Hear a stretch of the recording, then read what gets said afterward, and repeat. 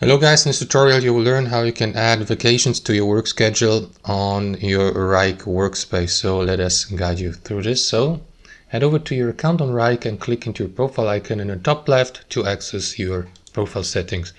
Here guys, you will need to navigate the work schedule in the top left. So what you want to do is scroll down, and below your work schedule you will see the working days for the given year. You can navigate through these years 2025, 2026 and so on and so forth.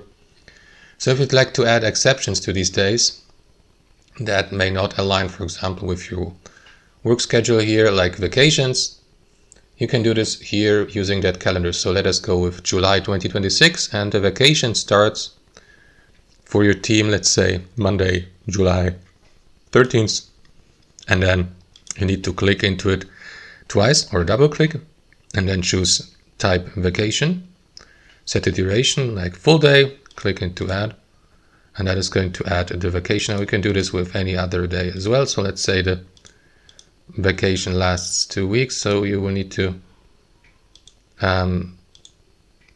left click into the first day of the vacation and then left click, double click into the end date or day, and do the same process, right? Add vacation, full day, and that is going to be added also to the vacation here and subtracted from the working days list.